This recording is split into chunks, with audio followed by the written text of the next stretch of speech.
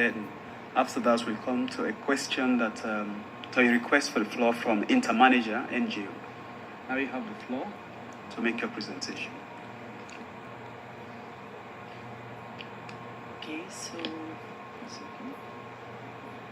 So thank you for the opportunity to talking here in this room and to bring these issues that is really important to our country and also globally. And sorry for these technical issues. But now, my name is Fernanda Lana. I am representing Brazil, and I also the national focal point from Brazil.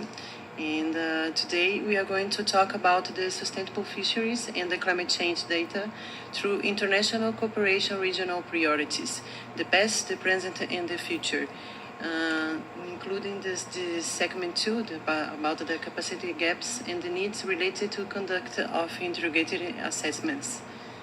I have to use here.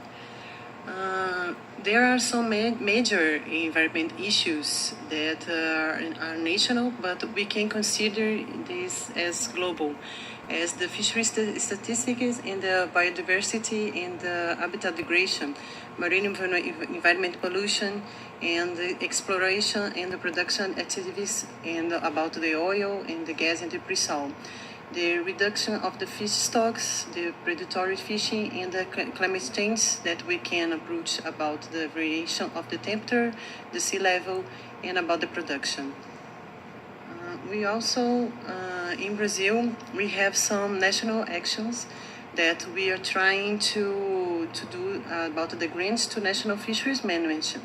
That this book was published in the last year, that we published together with the Special Secretary of Agriculture and Fisheries.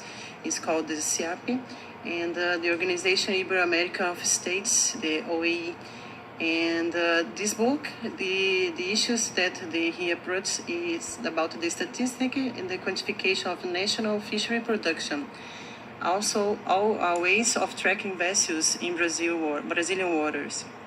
These results, they try to guide the policies of the federal government, also to serve as a model for the other Latin countries, American countries, since Brazil has the expertise in the extensive coastal area and the diversity of the watersheds. These results we are trying to boost in the sector in Brazil as an international reference. About the sustainable fisheries that we are trying to talk about now, we have about the acquisition and the collection of data of the fishery statistic. That is also a global problem that we have, but we have in Brazil a fishery monitoring project that is called PEMAP.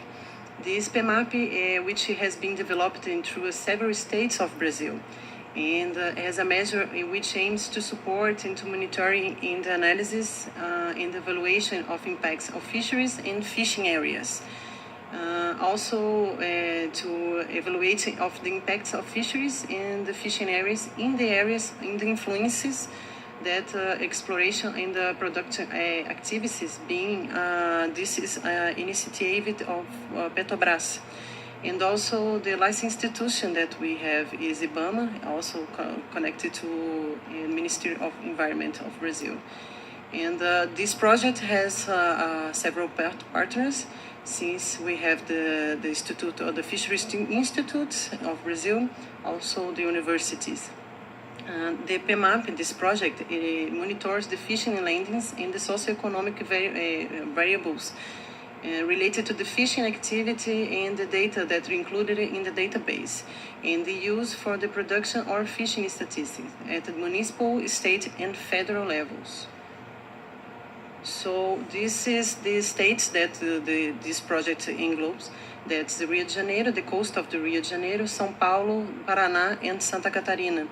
These 4 states, we have several studies and several actions that they are trying to collect all the data for fishery statistics.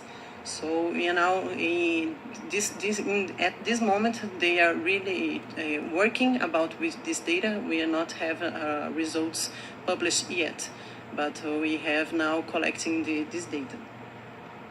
So, the National Plan of Action for the Conservation of Endangered Species, that we call PAN, PAN, is a participatory management tool for the planning of the prioritization and of actions for the conservation and the biodiversity and the natural environments, with is a goal established in the horizon time.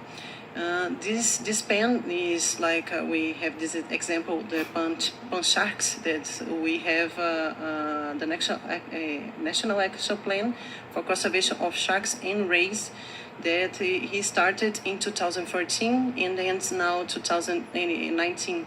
This is the first action that we try to do for the Lesmobranchs in Brazil, and to mitigate the impacts of the injured marine Lesmobranchs over there.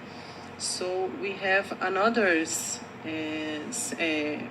national plan of action that involves may include a single species or groups or set or individuals as a global, regional, or a national level. These are recurrent measures adopted in the PANs, the creation and implementation of conservation units, land regularization, environmental license and compensation, applied research, ex situ conservation, and environmental education, inspection and recovery of the degraded areas. Also, the sustainable in use of the natural resources.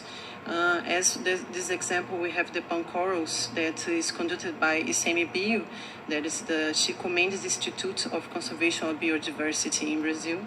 This pan covers about 52 species, endangered species, and they are trying to improve the conservation of the status of the coral environments, reducing the anthropic impacts, enhancing the protection and the knowledge, and also promoting the sustainable use and the social and environment justice. So we have another national plans, that's seabirds, the sirenians, and sea turtles, the cetaceans. So we have a lot of actions that we are trying to improve this to environment.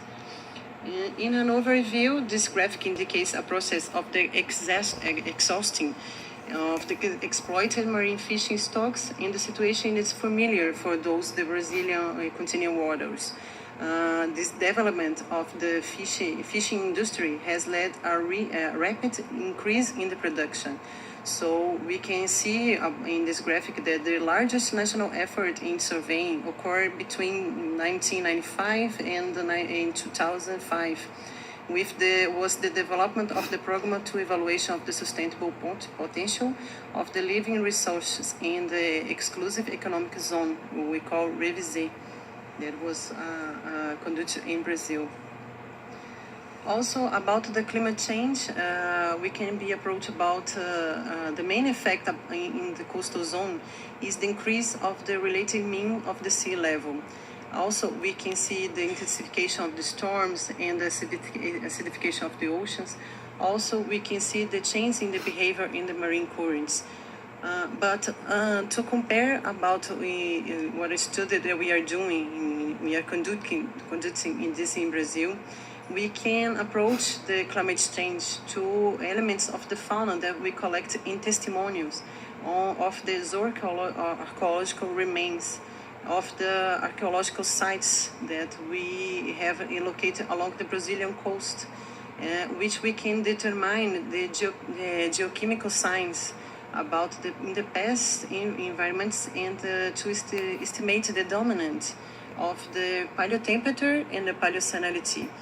Also, we have a geological series about the 10 to 4,000 years. So these results, we have several studies of the marine fauna, which is an object of the prehistoric fisheries, and it has been a great contribution for the evolution of the pristine conditions of the fauna and its later comparison with the current situation of the resource. So it's due about this geochemical reference line that based on the pristine and ecological modern marine fauna, that we have the research of the oceanography and the climate anomalies on the Brazilian coast.